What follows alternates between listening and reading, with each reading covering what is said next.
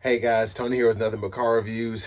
Have another product review for you all. This is Cidava's 13.1-inch Apple CarPlay, Android Auto, fast boot radio receiver here. So this one is made for 2014 to 2018 Chevy Silverados or Sierras. So you can go into either one of those. Specifically 1500s, 2500s, and I'm assuming 3500s is how the radios are made. Pretty similar in all of those. It's just what it says on the site here. So I'm on Cidava's site now just to make sure I do everything correctly in terms of describe the product. Don't want to miss anything, but pretty neat system here. If y'all have been keeping up, I installed an Toto screen in that Porsche Boxster, and it kind of had like the Android Auto, Apple CarPlay, and then it also had like basically the functionality of a cell phone. So we have something similar here, but we're just gonna unbox it. I'm gonna try and show it to y'all best I can. Of course, I'm in the RV, so you know it's gonna be a hot mess, but it'll be all right. All right, so package there. What all this is. So this is what we want right here. So, okay, interesting. It's wrapped in here pretty nicely. So here we have all of the cables and wires, and when we do the install, you'll see a lot of this, but it's kind of overwhelming just looking at it in this package. There is a lot going on here, but wiring for the brakes, for the cameras and all of that right in here. So depending on what's in the package, we might not install everything, but we will install the unit itself at least. But there is a ton in there, and again, when we kind of get in the truck and install it, you'll see what we have going on there. But this is what's important, the actual unit itself. So it's wrapped in plastic pretty nice here.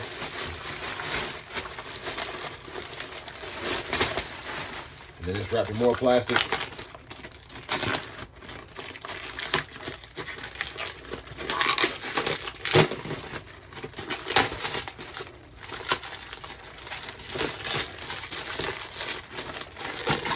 Again, I'm just trying to keep it in the camera view, but not too totally difficult to get it out.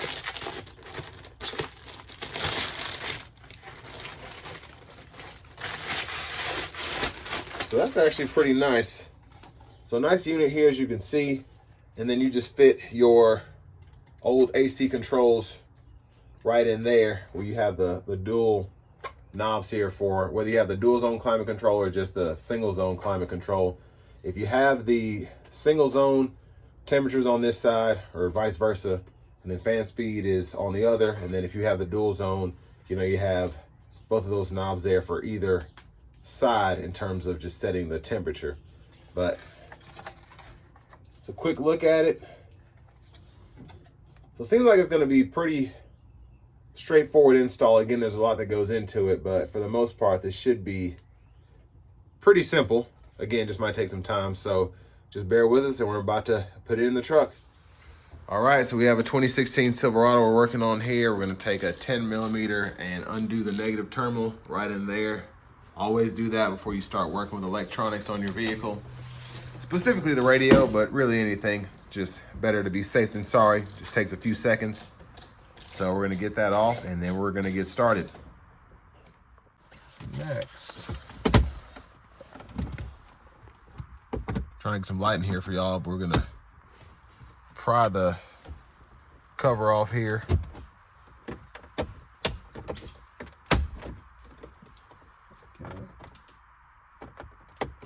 Got like 5 lights going. Better safe than sorry.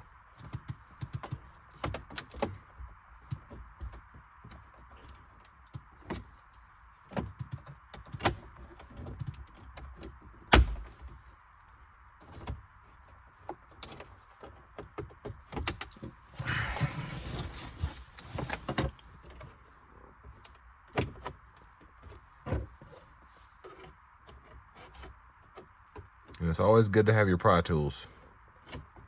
Yes.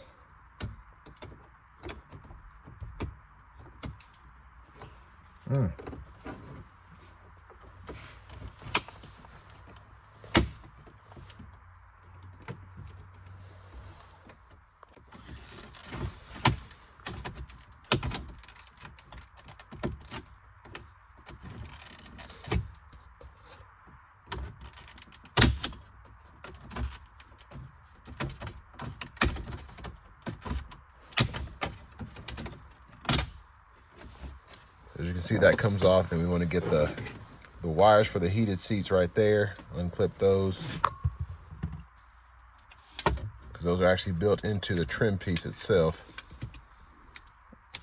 And they will transfer over into the new one. Cool, cool. Alright, so now 2, 3, 4. I believe there are 4 7mm. Get the 7mm socket here.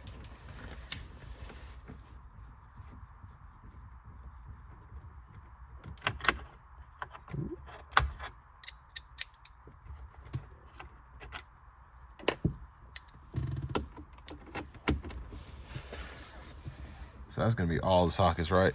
Yeah, all 4 of these should be 7mm. Okay, so and the 2 at the bottom after that one. And then we'll show you what it looks like once it comes out. All right, got the 4 bolts out. Pop there, and pop there, and this drops down. And got the back of it here with 1, 2, and 3 connectors. So this is the back of the factory radio. All right, time to put the other one in. Let's go. All right, to get the HVAC controls off, you've got a bunch of little clips around the back panel here. Just kind of pick them one by one. And there we go. So I'm counting 1, 2, 3, 4, 5, 6. Oh wait, 7. 1, 2, 3, 4, 5, 6, 7 clips, and the panel comes off like that. All right, and then we're gonna put that. And this will go into the new panel. All right. Oh my gosh. So there's a difference there. Again, 13.1 inch on this side, and I think that one's 8, isn't it? This is an 8-inch, yeah. So that's the difference in the screen size, and yeah, I'm liking that quite a bit. That'll look really good once it's in there. Yep. So for the heated seat controls, and presumably if you had cooled seats it would work the same, there's a clip here and a clip here. You just squeeze it and push it through. And there it is. All right. And same on the other side. Squeeze them, push it through. And we'll set this out of the way. And on this guy,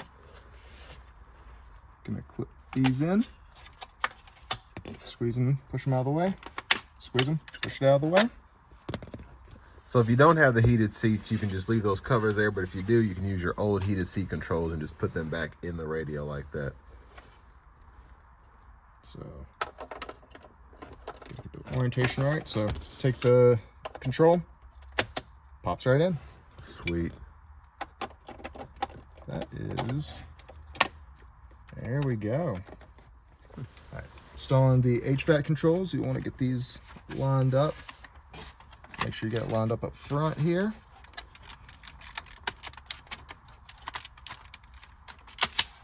And they'll pop right into place. You will want to push down or push in from the bottom. It tends to want to clip in on top first. But there we go. HVAC controls and heated seats installed. Cool. All right, so next we're gonna be taking out the CD drive, because to fit this bigger screen in here, we do need all of that space in the middle. And where the 8-inch screen was, that's part of the reason that it fits so well, is because you have the 8-inch screen there and then space taken up by the CD drive and all that. So that will have to be removed again to put this in, so that's what we're working on now. So it's 2 7mm bolts, and pop it out, pull a connector in the back. So you just push this tab down and it pulls out. All right, so this also had to come out. What was this? This is the Wi-Fi antenna in the Wi-Fi box. Well, that was right there in the middle, so you can see we have a bit more space behind all the wires. So fit in right here. You lift this clip up and start to pull it out. It had these 2 connections in it. Just push these tabs down and pull them out. And then it had the these two antennas plugged into it. You pinch that tab in and pull these out. These are a little stiff and they like to fight back. Yes, there's a lot going on here, as you can see, but we're getting there. We almost got it so we can put this other one in. I hope. All right, guys, we found another box that we had to take out. The XM radio box is in the top right here. You have to pull this tab up, pull the whole box out a little bit, and then you pull out these connectors, just little tabs, push them down, pull them out. Antenna connector, push it down, pull it out. And again, another antenna, push it down, pull it out. And this gray connector. We're getting a little overwhelmed here. As you can see, all these boxes we're accumulating. Just trying to get this radio in, but that's why we want to walk through this so y'all can see all that's going into it. Bunch of connectors, so hopefully we don't have to use nearly this many, but we'll see. We're getting there. All right, so we're connecting everything. We're trying to match colors and all that, but again, there's a lot going on here, so hopefully it's not too bad, but some stuff snapping in pretty easily. Self-explanatory for the most part. Luckily, all this stuff down at the bottom has labels, so if you need to look up the wiring for your radio, you can kind of Google that for the Sierra Silverados or whatever vehicle you might be doing this for. But luckily, the radio itself, the harnesses and all that are wired, so you kind of know where everything is going. Helps a little bit. So we have this connector right here with a breakout cable. These are for the steering wheel controls. It's going to have this really long cable here. You have to remove the steering column and take this bottom piece off. It's got 2 screws holding it in, a couple of plastic clips, and then clip the zip ties that hold this connector into place, pull it out and put this in there. And next we're going to route this cable up into the radio. And this will connect into the harness. One of them. Right here. It'll connect into the harness right here. Like so. And yeah, but we got to route the cable first. Cool. So this connector, the one with the reverse camera output, will plug into, you'll run it into your glove box. This comes off with 4 screws. They are T15s. Anyway, you go into the glove box, and behind the glove box here is a gray connector. I don't know if... Just take it. So this gray connector right here is plugged into right there. Unplug that and hook it up right here. Hand that off too. All right, so this wide connector with the side tabs goes into the CAN bus module. This wide connector with the tabs on front or on top goes into the back of the radio. This one does not like to click in very easily. Then this connector with the rear audio output and goes into this 8-pin connector, and it has another breakout that connects to the main harness. This 4-pin USB goes into the next connection. Then the 6-pin USB goes right next to it. And finally, the reverse camera, the backup camera input, goes into the last connector over here. Then the 4G antennas, which are mounted inside the dash, connect up right here. The GPS, which we will be mounting on the dash, is routed through there and out under the glove box down to here. And then this is the chime speaker. It is connected. No, take that. Chime speaker. Of wires. There's a lot of wires. the chime speaker is connected to the speaker output, which comes out of the CAN bus box. The antenna is going to be the one antenna in there that has the round connection, and it plugs into here. And then that will plug right here on the radio. And I believe that's everything. All right, so next step, we're gonna start plugging in the seats and putting it all in there, see if it works, right? Yes. Oh, also, these metal tabs, you have to pull these off of your old bezel, and I recommend a wide flathead screwdriver that you can get underneath it and pull the teeth out and pop it off. They are not fun.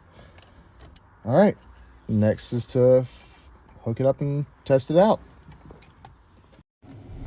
All right, I'm here to follow up after spending about a week with the radio installed.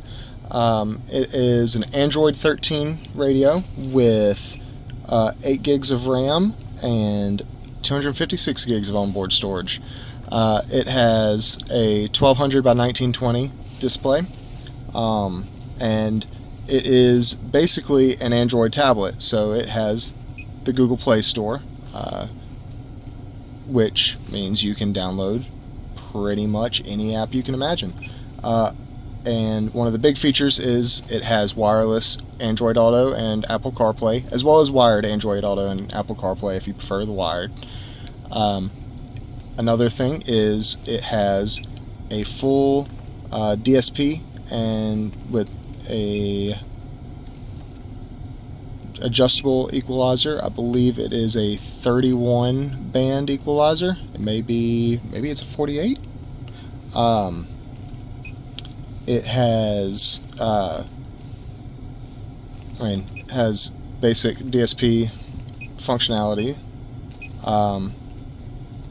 It has one feature that I found really cool. It has a phantom center speaker, which I didn't think that I would like, but it really improves the sound. It has adjustable crossovers for each individual channel, as well as adjustable delays if you are interested in adding delays to your speakers. It has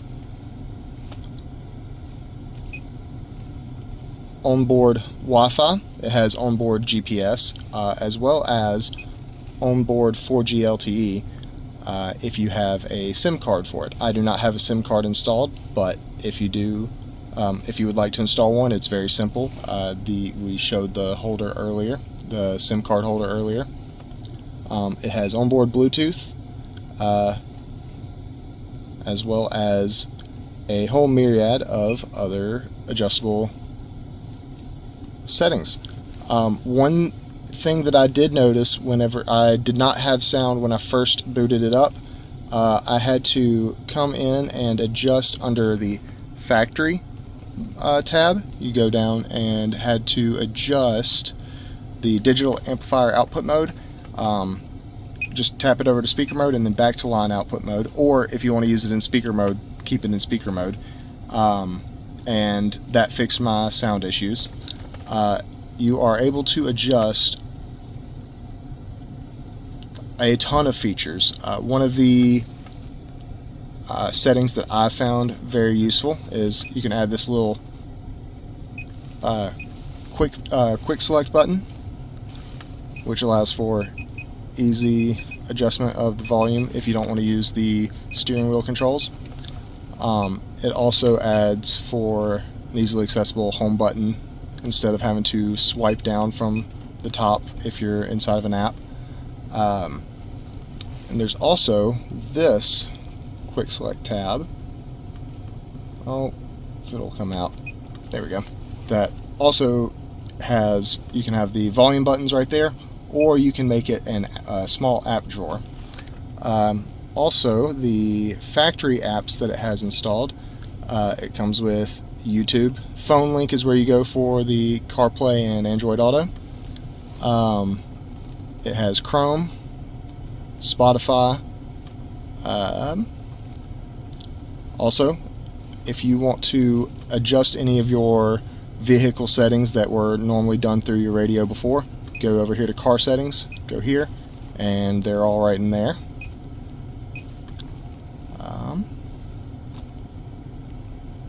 Yeah, and then it has Netflix installed. I have an aftermarket radio, so I have this Perfect Tune app that controls my aftermarket DSP, as well as the Torque OBD app. So those did not come installed already, but everything else was. And